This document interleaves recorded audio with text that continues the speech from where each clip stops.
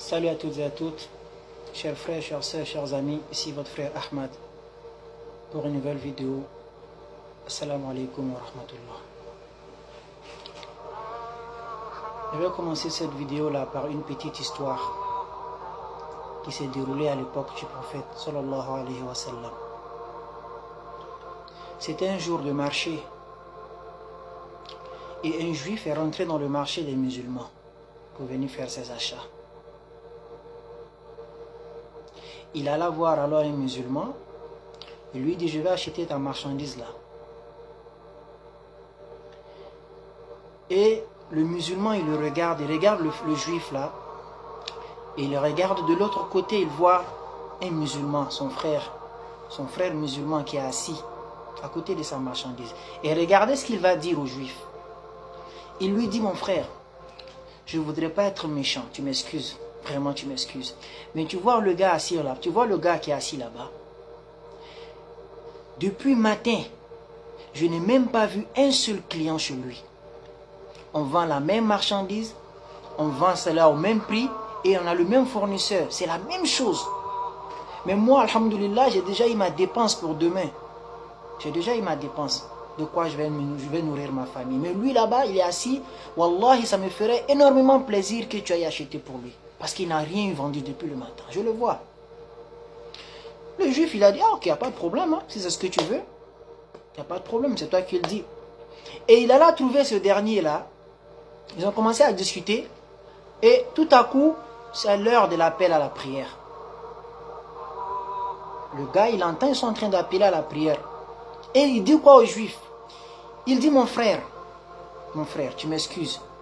Wallahi, depuis ce matin, je n'ai rien vendu. Tu es mon premier client. Pour rien au monde, j'aimerais te laisser partir. Je veux que tu achètes. Mais le prophète sallallahu alayhi wa sallam nous a interdit de vendre, de travailler même lorsqu'on entend cet appel-là. Il faut qu'on aille prier. Mais je te le promets, dès qu'on finit, je me précipite pour revenir te vendre. Ça me ferait plaisir énormément si tu pouvais m'attendre. Parce que là, si je te vends là, c'est pas bien. C'est comme si j'ai désobéi au prophète. Le juif, alhamdulillah, c'était un homme compréhensible. Il dit: d'accord, il n'y a pas de problème, tu peux aller. Et dès que l'homme est parti, le juif a analysé le comportement de ces deux personnes-là. Il a dit: mais attends, d'abord je vais chez le premier qui aime tellement pour son prochain ce qu'il aimerait pour lui-même, au point même de m'envoyer chez lui, alors qu'il peut faire le bénéfice avec moi. C'est quoi cet amour-là? Il aime tellement à ce point. Et lorsque je viens chez le deuxième, lui aussi il est tellement attaché à la valeur de sa religion qu'il ne peut même pas me vendre alors que je suis son premier client. Donc ces gens-là, ils ne peuvent être que sur la vérité. Et c'est en ce moment-là que le juif là a dit: Ashhadu an la ilaha illallah wa ashhadu anna Muhammadan Rasulullah. Il est devenu musulman. Il est devenu musulman grâce à quoi? Grâce au fait que les gens la priaient? Grâce au fait que les gens la jeûnaient? Non. Il est devenu musulman grâce au noble comportement de ces derniers-là. Mes frères, mes sœurs, sommes-nous réellement des musulmans? On pourrait se poser la question. Parce que le prophète sallallahu alayhi wa sallam avait prédit quelque chose 1400 ans en arrière. On doit craindre que cela ne s'applique sur nous. Parce que si cela s'applique sur nous, ça veut dire qu'on est foutu. Ça veut dire qu'on prie pour ne rien, on jeûne pour ne rien, on va à la Mecque pour ne rien, on fait tout pour ne rien. Qu'est-ce que le prophète sallallahu alayhi wa sallam avait dit? Il avait dit: viendra une époque pour les musulmans, viendra une époque pour les gens, où il ne restera rien de l'islam si ce n'est le nom. Si ce n'est le nom. Viendra une époque pour les gens où il ne restera rien pour les musulmans si ce n'est les noms. Tu verras les Ahmad, les Ibrahim, les Zainab, les Mahmoud, les Fatima. C'est les noms musulmans. Quand tu entends leur nom, c'est des musulmans, mais ils n'ont rien à voir avec l'islam. À cause de leurs sales caractères. Et il a dit encore que tu verras aussi le Coran, il ne restera rien du Coran si ce n'est l'écriture. Voilà min al-Quran illa rasmu. Tu verras dans le Coran, ce n'est que l'écriture qui restera. Ce verset-là, ce hadith-là, cette parole, on pourrait l'interpréter de deux façons. La première interprétation, c'est que le Coran sera là, mais les gens ne vont même pas le lire. Les gens vont prendre le Coran pour décorer leur maison. Aujourd'hui, il y a combien de musulmans qui mettent le Coran dans leur maison, sur un plafond, ou sur le... déposé quelque part là, rempli de poussière. Ils font 6 mois, 1 mois, 5 semaines, etc. Ils ne lisent jamais le Coran. Ils ont le temps pour tout. Toutes leurs applications, ils vont consulter cela au quotidien. Ils vont s'informer de tout ce qui se passe dans la cité, mais ils n'ont même pas le temps d'ouvrir le Coran, même si c'est 10 minutes par jour. Ils n'ont pas le temps. Donc il ne restera rien du Coran si ce n'est les textes. Ou encore on pourrait interpréter ça en disant que il ne restera rien du Coran si ce n'est les textes. C'est que les gens vont lire le Coran, mais ils ne vont même pas l'appliquer. Aujourd'hui, il y a des concours internationaux quand tu entends le Coran. Mais qui? Combien de... Est-ce que si les musulmans appliquaient le Coran au sens propre du terme, on allait se retrouver avec ce type de comportement-là? Et le prophète sallallahu alayhi wa sallam aussi dit aussi que les mosquées seront pleines à craquer des gens dépourvus de guidance. Ça veut dire que les mosquées seront remplies quand tu vois le vendredi.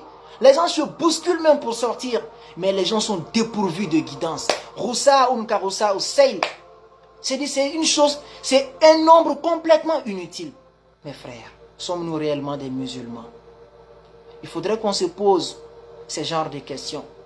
Regardez le comportement que nous avons adopté aujourd'hui et comparez cela au comportement des musulmans de l'époque. D'autant plus qu'Allah même nous dit dans le Coran qu'il y a des gens qui disent qu'ils sont musulmans mais ils n'ont rien à voir avec l'islam. Même le Coran le confirme. وَمِنَ النَّاسِ مَنْ يَقُولُ آمَنَّا بِاللَّهِ وَبِالْيَوْمِ الْآخِرِ وَمَا هُمْ بِمُؤْمِنِينَ. Il dit il y a des gens, ils disent nous croyons en Dieu et au jugement dernier, mais وَمَا هُمْ بِمُؤْمِنِينَ. Wallahi, ils n'ont rien à voir avec le croyant. C'est pas moi qui le dis, c'est le Coran.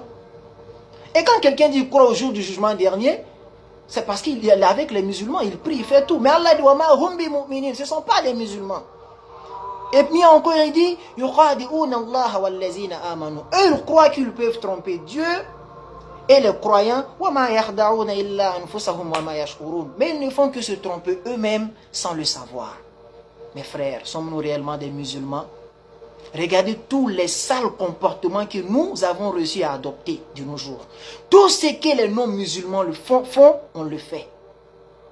Si vous voyez un musulman en train de se priver de quelque chose, ce n'est pas pour Allah. C'est parce que s'il le fait, peut-être les autorités vont le mettre en prison.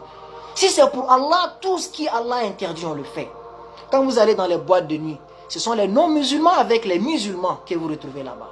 Quand vous voyez nos filles s'habiller, elles s'habillent comme les non-musulmans. Elles se coiffent comme les non-musulmans. Elles vont dans les maquis comme les non-musulmans. Elles vont fumer la chicha comme les non-musulmans. Des filles dépourvues de guidance, comme le prophète sallallahu alayhi wa sallam avait dit. Ce qui est le comble, c'est que tu vois d'autres filles prendre le voile, mettre sur leur tête. Ah, le voile, c'est ma vie, je choisis. Alors que tout le bas, c'est un truc sexy. Toi, tu as compris quoi dans le fait de voile? Subhanallah. Il est préférable pour toi de mettre une robe bien, et enlever le voile que de mettre un voile sur un pantalon sexy, ma soeur. Tu fais quoi comme ça? Qu'est-ce que toi, tu as compris de l'islam? Qu'avons-nous compris de l'islam, mes frères? Il faudrait qu'on fasse attention à nos comportements. Allah nous dit dans le Coran, وَقَدِمْنَا إِلَى مَا عَمِلُوا مِنْ عَمَلٍ فَجَعَلْنَاهُ هَبَاءً مَنْصُورًا. Il y a des gens qui viendront au jour du jugement dernier avec toutes sortes de bonnes actions. On va tout regarder. C'est de bonnes actions, ils priaient, ils jeûnaient, ils faisaient ceci, cela. Mais on فَجَعَلْنَاهُ هَبَاءً مَنْصُورًا. Allah dit, moi je vais transformer tout cela en de la poussière. Ça va être comme de la poussière éparpillée, complètement inutile, et la personne sera châtiée. Pourquoi? Parce que tu crois que la prière, le jeûne, le ramadan font de toi un musulman lorsque tu as les pires des comportements. Tu détestes même ton prochain. Tu n'es même pas prêt de voir quelqu'un pauvre sans le dénigrer. Parce que pour toi, les pauvres, c'est des paresseux. Parce que toi, tu es un entrepreneur. Tout le temps, tu es entre deux vols, tu voyages. Tu as des belles voitures, tu fais tout. Tu crois que les pauvres, c'est des paresseux. Et Allah même te dit dans le Coran, Wala yahuddu ala tu'amil miskin. Parmi les gens qu'il a maudit dans le Coran, il a dit qu'ils ont un dur châtiment. Il a dit, Wala yahuddu. Ces gens-là, yahuddu ala tu'amil miskin. C'est-à-dire, ils ne pensaient même pas à nourrir les pauvres. Quand ils voyaient les pauvres, ils étaient dégoûtés. Le prophète sallallahu alayhi wa sallam te dit que tu n'es pas un bon musulman lorsque toi tu vas dormir le ventre plein alors que ton voisin a faim, il dort. Combien de fois tu fais ça? Tu peux prendre des millions, faire tes projets, c'est ta vie, alhamdulillah. Mais toujours il faut penser au fait que tu es musulman, tu vas rendre des comptes et tu dois être différent de ceux qui ne croient pas en Dieu. Toi tu dis tu crois en Dieu, tu as les mêmes comportements que ceux qui ne croient pas en Dieu. Les mêmes fréquentations, les mêmes envies, les mêmes passions. En quoi est-ce que tu es musulman, mon frère?